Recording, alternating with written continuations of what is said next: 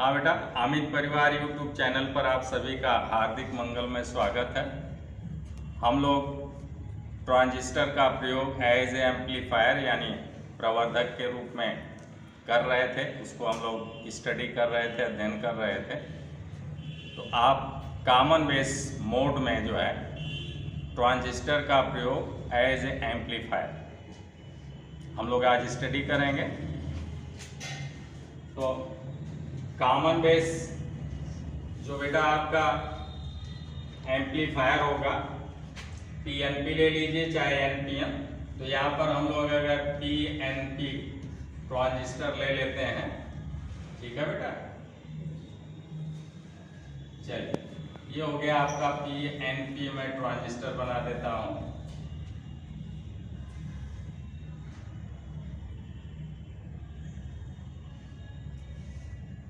ये बेटा मैंने ऊपर लिख भी दिया पीएनपी ताकि आपको समझ में आए। क्लियर है? ये तीर बेटा इसमें इधर की ओर रहेगी। ये आपका बेस हो गया,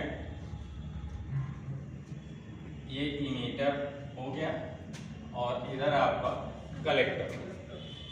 ठीक है ना? 3 टर्मिनल है, इसलिए उसको ट्रायोड से तुलना करके ट्रांजिस्टर बोला। ठीक है ना? विलियम शाक्ले वगैरह ने जो है इसकी खोज किया, बहुत पूछता है ट्रांजिस्टर। तो वो 47-48 में किया, जब आपका इंडिया आज़ाद होगा। हम लोग आज़ादी की लड़ाई लड़ रहे थे, वो ट्रांजिस्टर खोज रहे थे। कितना हम लोगों से आगे थे। तो आप जानते हैं बेटा कि इमीटर को फॉरवर्ड बायस पर रखेंगे और कलेक्टर को रिवर्स बायस पर रखेंगे और बेस को कॉमन रखेंगे बेटा। तो एक परिपथ आपका इमीटर बेस हो जाएगा और दूसरा का परिपथ जो है कलेक्टर बेस हो जाएगा। जो इमीटर बेस को फॉरवर्ड बायस पर रखते हैं बेटा, जब उसका हम लोग जो है प्रवर्धक अथवा एम्पलीफायर के रूप में प्रयोग करेंगे बेटा। प्रवर्धक किसी को कहेंगे एम्पलीफायर। क्या कहेंगे? हाँ, एम्पलीफायर के रूप में बेटा जब इसका हम लोग ट्रांजिस्टर का प्रयोग करेंगे तो यही प्रवर्धक कहलाएगा। और ये भी कहलाएगा कि ये कॉमन बेस एम्पलीफायर। इसमें उभयनिष्ठ हम लोगों ने क्या रखा? बेस, यानी एन बीच में है ना। हाँ, और एक सिरा पी है, दूसरा का सिरा भी पी है। दोनों को हम लोग इमीटर और कलेक्टर बना रहे हैं। ठीक है ना? अब इसको फॉरवर्ड बायस पर रखना है, तो इसको हम लोग जो है फॉरवर्ड बायस पर ऐसे जोड़ देंगे, ऐसे। अब इसको बेटा पी है तो बैटरी के धन सिरे से जोड़ेंगे तो ये बन जाएगा फॉरवर्ड बायस। और एन को बेटा, ये आपका एन है, एन को आपने बेस आपका एन है, इसको यहाँ देखिए नेगेटिव से जोड़ दिया। तो ये वाला जो आपका परिपथ हो जाएगा ये फॉरवर्ड बायस हो जाएगा और इसी को कहेंगे इनपुट सर्किट। ये निवेशित परिपथ, निवेशित। तो ये हो गया बेटा आपका फॉरवर्ड बायस पर, इसको फॉरवर्ड बायस कर देते हैं। और यही है आपका निवेशी परिपथ या इनपुट सर्किट। क्या कहेंगे? हाँ, चलिए, इनपुट सर्किट हो गया। और इधर वाले को रिवर्स बायस करना है तो यही हम लोग जो है लोड प्रतिरोध RL जोड़ देते हैं और इसे जो है रिवर्स बायस पर करेंगे। यानी C को बेटा अगर हम बैटरी के ऋण से जोड़ दें तो ये रिवर्स बायस बन जाएगा। ऐसे फिर बैटरी लगा देंगे तो देखिए ना, आपने N को जोड़ दिया धन से और P को जोड़ दिया आपने माइनस से, तो ये हो गया आपका रिवर्स बायस। ये कौन सा हो गया? ये हो गया बेटा रिवर्स बायस।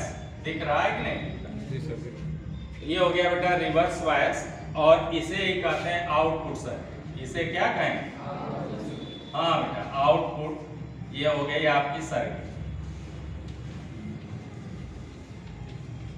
ऐसे ही आप जो है एनपीएन का भी बना लें। अब आपको बेटा इसी का चित्र जो है आपने ऐसे बनाया था समझने के लिए, अभी मैं बता दे रहा हूं कि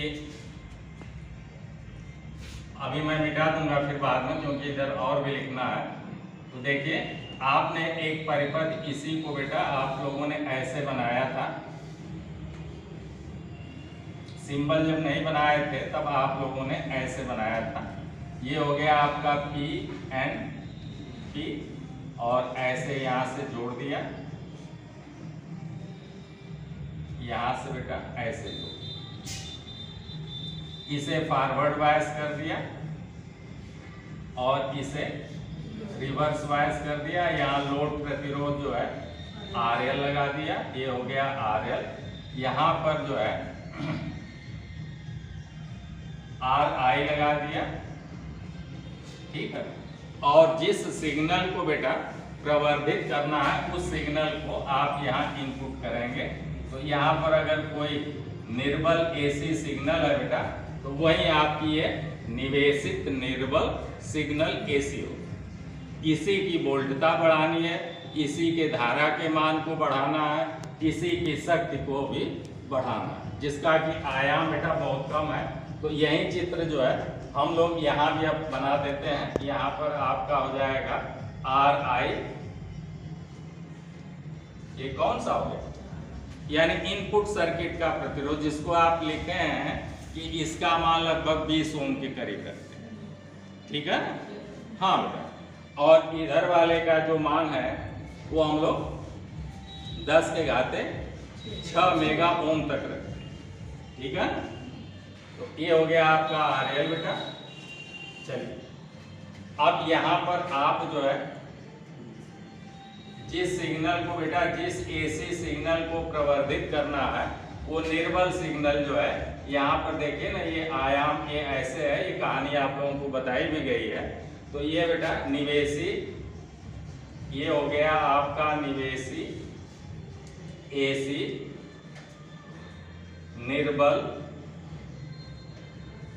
निर्बल सिग्नल हो गया ना। चलिए, SIGNAL ये हो गया। तो ये निर्बल सिग्नल बेटा इनपुट, ये है ना, इनपुट सर्किट में यहाँ पर डालेंगे, ऐसे ही यहाँ पर डालेंगे। इसी का ऐसे अभी हम लोग पढ़ते थे, तो ये सिंबल हो गया PNP। अब देखिए, धारा इसमें बेटा IE इसमें जाएगी ऐसे, और ये धारा IB ऐसे आएगी, जो कि आप कहते हैं 10%, 20%, 10% ऐसे रहेगी, ठीक है ना। और रहती है, अगर मैक्सिमम अच्छा रहेगा बेटा तो 2%, कितना ना, तो फिर 10% ना कुछ, मैक्सिमम जो है बेटा 2%, ठीक है ना, क्योंकि 98% इधर चलेगा। और इधर से ये आएगा बेटा, या इसमें आएगा, ये हो जाएगी धारा IC, ये करीब 98%। ये आएगी ऐसे बेटा, ये भी आएगी ऐसे, और IE जाएगी ऐसे, तीरे बता रहा, ठीक। तो वही चित्र है। अब इसमें क्या बेटा, होल है, इसमें क्या होल है, और इसमें क्या है, इलेक्ट्रॉन है। और ये होल जो है, इसमें जो है जब आप फॉरवर्ड बायस करेंगे बेटा, इसको फॉरवर्ड बायस है, ये कौन सी बायस है, फॉरवर्ड है बेटा, और इधर वाली जो है रिवर्स है, ठीक है ना, ये सब यहाँ लिखा हुआ। तो आपने कहा कि फॉरवर्ड बायस में बैटरी का धन सिरा जो है इस होल को बेटा, होल पर भी धन आवेश है, इनको अपने से दूर प्रतिकर्षित करता है, और ये वाली संधि जो है समाप्त हो जाती है। फॉरवर्ड बायस में बेटा संधि पतली होती है अथवा समाप्त होती है, और उसका प्रतिरोध जो है बहुत कम हो जाता है। और जो रिवर्स बायस रहता है उस समय जो है उसका जो है अवक्षय परत या डिप्लेशन लेयर की चौड़ाई बढ़ती है और उसका प्रतिरोध अधिक होता है। तो इसलिए आपको बताया गया कि फॉरवर्ड बायस में जो इधर वाला रहेगा बेटा, उसका प्रतिरोध बहुत कम, लगभग 1000 ओम रहता है, लेकिन इधर वाले रिवर्स बायस वाले का प्रतिरोध लगभग 10,000। और हम लोग जो RL को जो लेंगे बेटा, वो अब इसके रिवर्स बायस वाले प्रतिरोध से भी कई गुना अधिक ले सकते, ठीक है ना। अब इसको ढकेलता है बेटा, पुश करेगा, ये प्लस को जो है प्रतिकर्षित करेगा, अतः होल जो है वो संधि तल की ओर चलने लगते हैं बेटा, और 98% होल जो है इस कलेक्टर में पहुंच जाते हैं। ये है आपका इमीटर, ये है बेस और ये है कलेक्टर। कलेक्टर में होल पहुंचते हैं 98। जैसे ही होल पहुंचते हैं बेटा, जो यहाँ टर्मिनल पर पहुंचता है, सिरे पर पहुंचता है, यहाँ से बैटरी से एक जो है इलेक्ट्रॉन निकल कर इसमें जाता है और उसे उदासीन कर। इलेक्ट्रॉन बेटा ऊपर की ओर जाते हैं, लेकिन धारा IC बहेगी नीचे की, उनके चलने के, इलेक्ट्रॉनों के चलने के विपरीत। ऐसे ही तो जैसे ही एक होल को यहाँ से बैटरी से एक इलेक्ट्रॉन निकल कर जाता है, इसे उदासीन करता है, तैसे ही क्या होता है कि आप यूं समझिए कि एक होल का और एक इलेक्ट्रॉन की कमी हो रही है। तैसे ही आपके इमीटर यानी उत्सर्जक में एक सहसंयोजक बंध टूटेगा और एक इलेक्ट्रॉन और होल उत्पन्न हो जाएगा। ठीक है ना।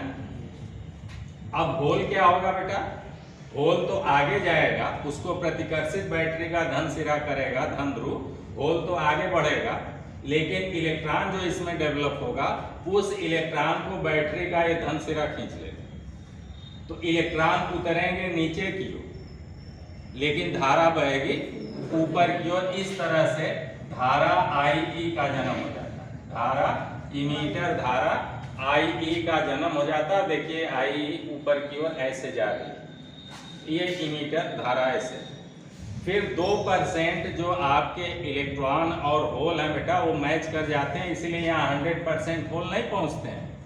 तो 2% जो नुकसान होता है इस के इलेक्ट्रॉन, बेस के इलेक्ट्रॉन और इमीटर के होल जो एक दूसरे से संयोग करके उदासीन होते हैं, तब भी जो है एक सा संयोजक बंध इसका टूटेगा और फिर इलेक्ट्रॉन और होल मुक्त होंगे। ठीक है। जैसे यहाँ पर बेटा एक इलेक्ट्रॉन की कमी होगी, तैसे यहाँ पर सहसंयोजक बंध टूटेगा और होल को आगे ढकेलेगा और इलेक्ट्रॉन को ये बैटरी का धन सिरा फिर खींच लेगा। अब जितने भी इलेक्ट्रॉन की यहाँ कमी हो रही है अथवा यहाँ कमी हो रही है, खट दे इलेक्ट्रॉन ऋण टर्मिनल से निकलेगा और यहाँ पहुँच जाएगा। यहाँ से निकलेगा, इस बैटरी से होते हुए यहाँ पहुँचता रहता है। यही प्रक्रिया बराबर चलती रहेगी।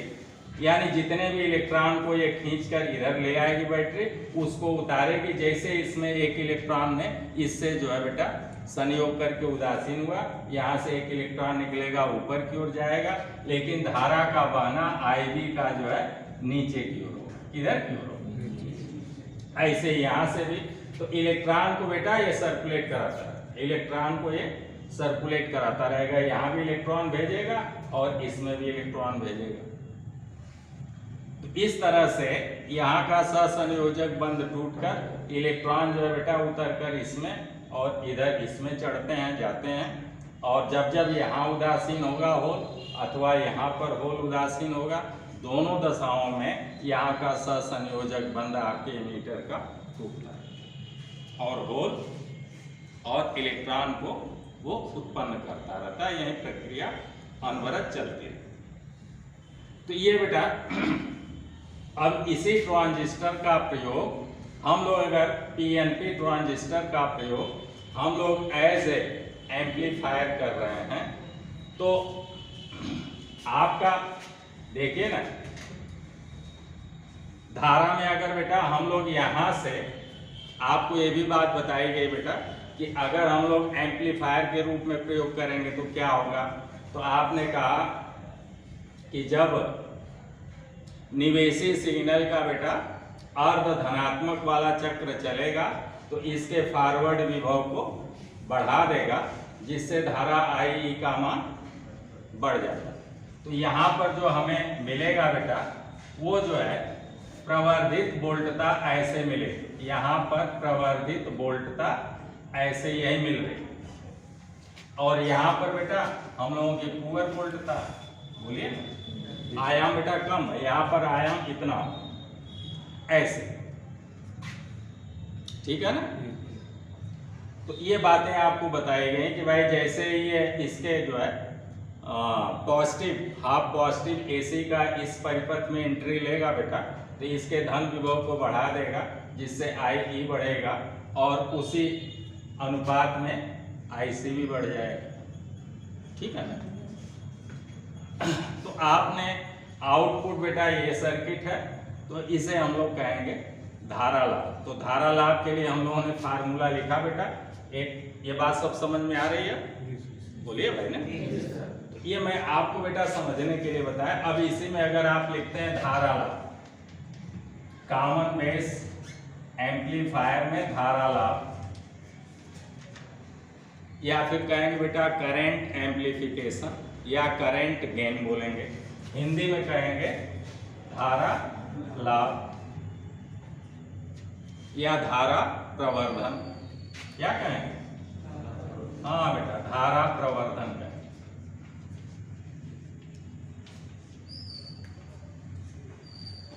तो आपने कहा बेटा इसको बढ़ाएंगे तो ये बढ़ेगी, इसको घटाएंगे तो ये घटेगी, है ना बेटा। इस तरह से आपने कहा कि आउटपुट धारा अथवा कलेक्टर धारा IC में परिवर्तन को कहेंगे डेल्टा IC, तथा बेटा उसके संगत इनपुट धारा या इमीटर धारा IE में परिवर्तन डेल्टा IE के अनुपात को धारा लाभ करते हैं। बोलिए ना भाई। तो इस तरह से बेटा धारा लाभ की आपने परिभाषा क्या लिखा? धारा लाभ आपने लिखा बेटा कि जैसे आपको मैंने बताया कि इफिशियंसी बराबर होता है आउटपुट बटे इनपुट। ये बेस बेटा कॉमन है, बेस से अभी कुछ लेना देना नहीं। अब जो है ये धारा आउटपुट हो गई और ये वाली धारा इनपुट हो गई, ठीक है ना। तो जैसे दक्षता बराबर होता है आउटपुट बटे इनपुट, वैसे ही धारा लाभ बराबर भी हो जाएगा आउटपुट धारा बटे इनपुट धारा। क्लियर कॉन्सेप्ट हो रहा है? अब इसी बात को अब परिभाषित कैसे करना है, तो आप कहेंगे कि कलेक्टर धारा में किए गए परिवर्तन डेल्टा IC और उसे प्राप्त करने के लिए इमीटर धारा में किए गए परिवर्तन डेल्टा IE के अनुपात को धारा लाभ करते हैं। ठीक है, बोलिए भाई। लिखूं? लिख दूं? हिंदी भी? चलिए लिख देता हूं। हाँ लिखेंगे बेटा संग्राहक धारा, कलेक्टर को क्या कहेंगे? हाँ संग्राहक धारा में परिवर्तन, संग्राहक धारा में परिवर्तन बेटा, परिवर्तन जहां जाएगा वहां डेल्टा IC लग जाएगा। क्या लग जाएगा? तथा उसके संगत, इसी में परिवर्तन करेंगे तब वो बढ़ेगी और घटेगी, इनपुट यही है। तथा उसके संगत बेटा उत्सर्जक धारा, क्या कहेंगे? हाँ उत्सर्जक को इमीटर कहेंगे। उत्सर्जक धारा में परिवर्तन, हाँ में परिवर्तन बेटा, में परिवर्तन डेल्टा IE के अनुपात को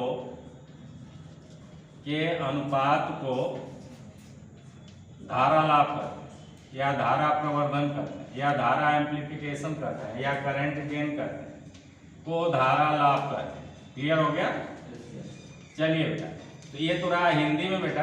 अब इसको फार्मूले के रूप में इसे अल्फा से डिनोट करते हैं। किससे डिनोट करते हैं? अतः हो गया धारा लाभ अल्फा बराबर हो गया बेटा delta IC, output delta IC बटे डेल्टा IE। हो गया? यही होगा। अब इसका कोई मात्रक नहीं होगा। आपने पढ़ा बेटा कि 98% होल यहाँ चले आते हैं और उनके कारण अब IC का मान 98 हो जाएगा और यहाँ से IE ही सबको दे रहा है, बेस को भी वही दे रहा है, सबको दे रहा है। तो इसके कारण जो धारा बहेगी उसे 100% मानेंगे। तो यहाँ इसका IC का मान 98 बटे 100, तो 0.9 कितना आ जाएगा? हाँ 0.98 हम लोगों के हिसाब से। लेकिन जो व्यापारिक बेटा हमारे प्रवर्धक हैं, कॉमन बेस हमारे जो व्यापारिक प्रवर्धक हैं उनमें अल्फा का मान जो है बहुत कम है, यानी alpha is less than 1। Alpha is देखिए ना 0.91, अल्फा इज लेस देन 1 है बेटा कॉमन बेस में। और व्यापारिक वाले में अल्फा का मान है बेटा 0.95 से 0.995 ऐसे, तो बहुत कम। अतः इसका प्रयोग हम लोग धारा लाभ में बहुत नहीं कर पाते। पक्का हुआ? अब इसका बेटा धारा लाभ हो गया। अब हम लोग लिखेंगे वोल्टता लाभ। इसको मिटा दूं? ठीक है, इधर लिख देता हूं अगली पॉइंट।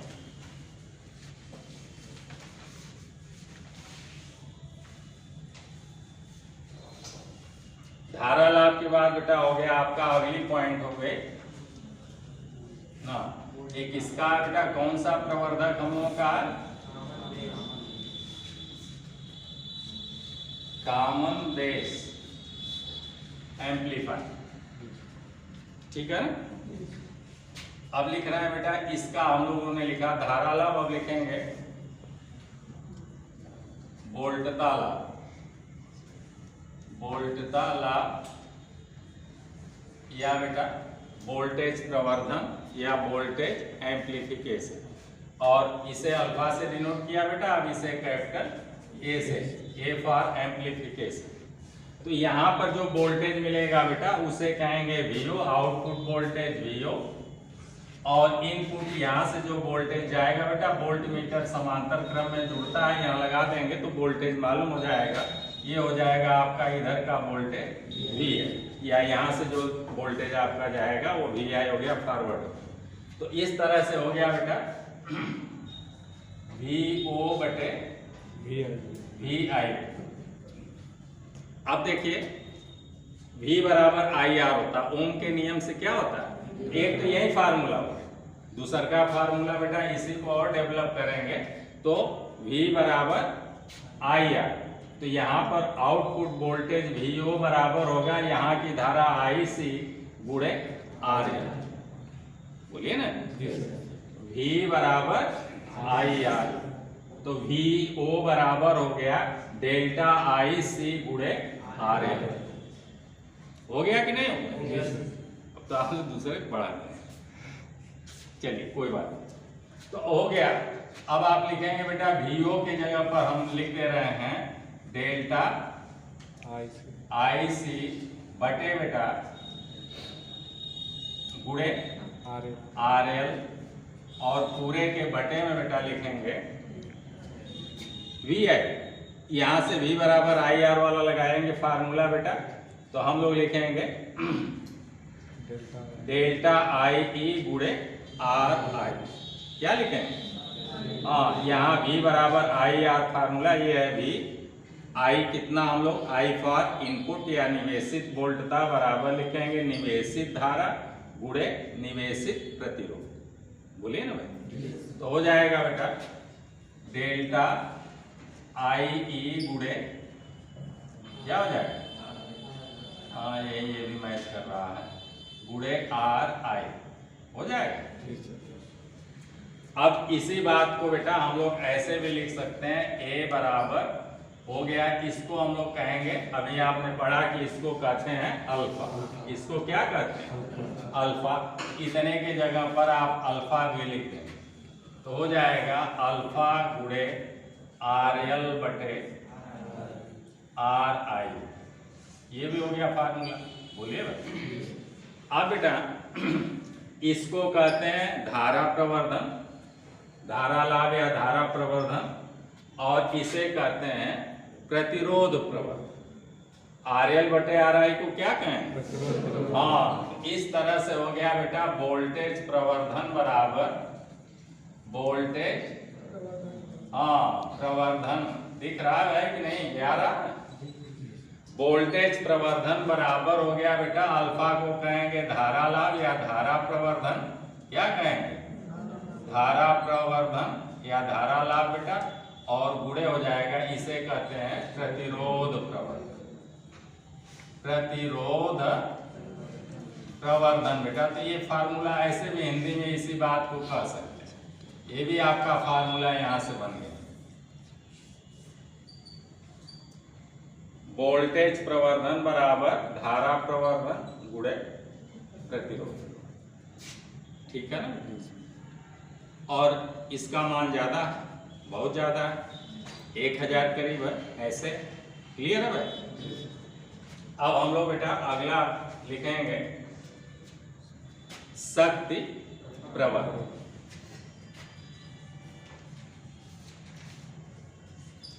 शक्ति प्रवर्धन कॉमन बेस एम्पलीफायर का शक्ति लाभ या पावर एम्पलीफिकेशन या पावर गेन कहेंगे इंग्लिश में।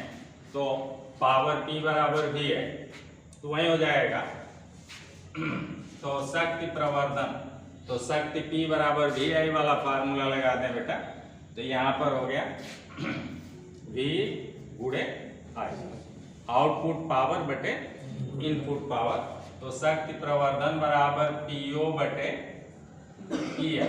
PO का मतलब आउटपुट पावर और पावर P बराबर VI होता है। पावर P बराबर VI। देखिए यहाँ पर तो लिखेंगे VO गुणे डेल्टा IC। धारा में परिवर्तन हम लोग बेटा डेल्टा IC कर रहे हैं। तो इस तरह से PO का मान हो गया VO गुणे डेल्टा IC बटे बेटा इनपुट पावर। इनपुट पावर यहाँ से देंगे तो उसका वोल्टेज है VI, तो लिखेंगे VI गुणे डेल्टा IE। डेल्टा IE इसमें जा रही है। क्लियर हो गया। पावर P बराबर VI से बेटा हो गया। अब VO बटे VI को क्या कहते हैं देखिए ना, VO बटे VI को A कहते हैं। हो गया। और इसे क्या कहते हैं, अल्फा कहते हैं। इस तरह से शक्ति प्रवर्धन बराबर हो गया बेटा A गुणे अल्फा।